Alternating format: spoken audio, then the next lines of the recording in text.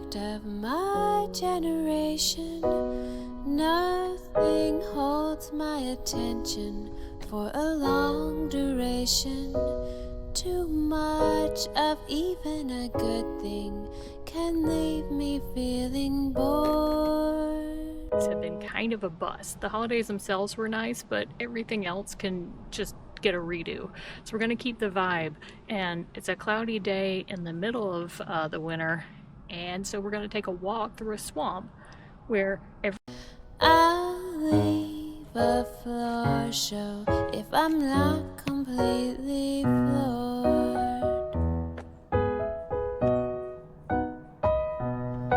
And in April, the sun feels new and so intoxicating. But by August, it's gotten kind of old. I was apparently wrong about there not being any animals or all the animals being asleep, because there are birds. There are lots and lots of birds. The birds are still very active. I'm going to turn around before I get any closer because this is their space and I don't want to walk straight through them. But up ahead, there's all these storks, and really if you just look around, there's storks everywhere. And really all I can figure is that they are trying to come up with a game plan for all the people who over celebrated on January 1st. And so 9 months are going to be kind of busy. And in September, the breeze I describe as exhilarating. By late December, I describe as just plain cold. But as with each rule, there's an exception. This may not be the most interesting time to come down here, and I'm sure like you could see and experience a whole lot more in the middle of the summer or spring when things are more active and the plants are growing. But there are a few benefits to coming this time of year. No mosquitoes, way less chance of stomping on a snake, and even though it's January, we're in the south, so it's like 65 degrees, so short sleeves. This is Phinizy Center for Water Sciences. It's in Augusta, Georgia, just a few miles out of downtown, and you really wouldn't be able to tell that it's near the city because it's really quiet and peaceful out here. It really seems to be popular. Tons of people in the parking lot, playgrounds for the kids to go to. On the website you can see they do a lot of research tours, and they have full-time scientists that they employ to come out and do research on the natural wildlife of the area. The park has 5 of these trails that you can walk down. The one I'm on right now is the longest one, just a smidge under 2 miles. Most of what you're going to see are these wide, maintained roads.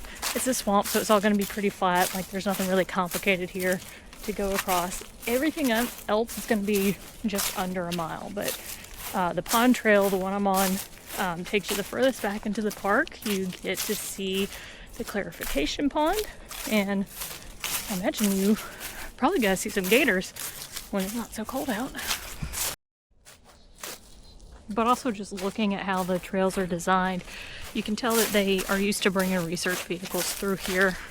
You can see the tire tracks through it because that is the main purpose of this place, is research in wetlands. You are going to see a few times through the park, there's going to be boardwalks that you can actually walk over the marsh and kind of see underneath you any of the fish or other creatures that are going to be skittering under there. Also, if you're thinking, Dee, you look tired, it's because I am.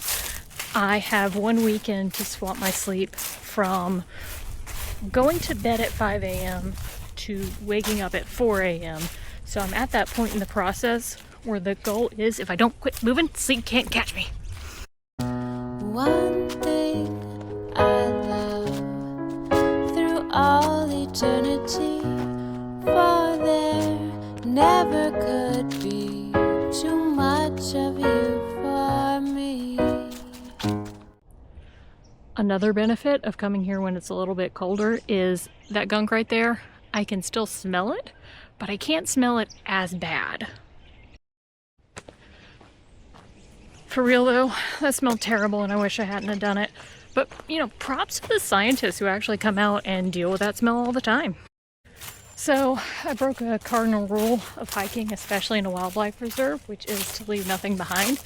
And I dropped my lens cover somewhere along the way. So I guess instead of going forward, going back the way I came, I will say one thing about this place is the trails, they're really wide, so you're not going to get lost, but they're not really marked.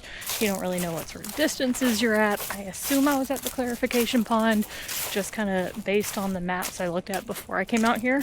Always look at your maps before you go out on any trail. But I really don't know how far out I am. I think I'm about halfway through this trail, so it's really no big difference which way I go. I just won't see anything new. Probably lost it somewhere around the time I took my hoodie off, which was pretty early, so I guess my eyes are glued on the ground.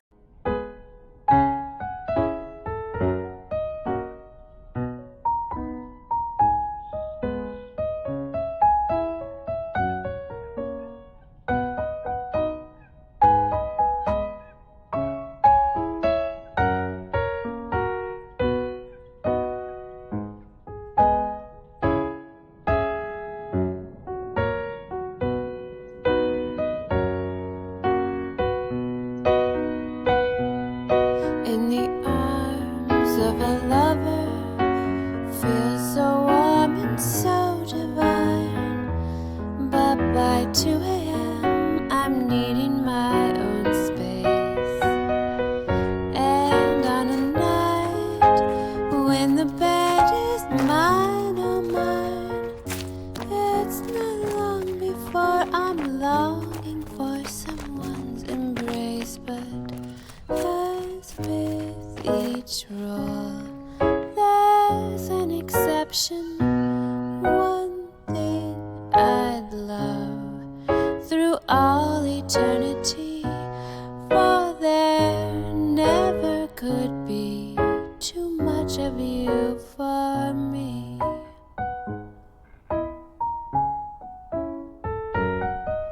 Too much of you for me. No, there never could be too much of you for me.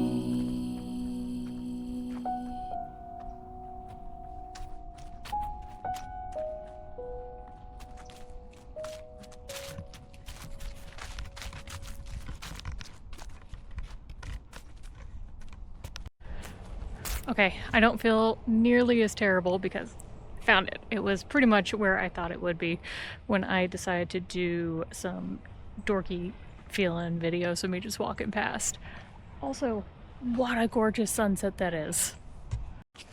So this may not be the most interesting hike you've ever been on.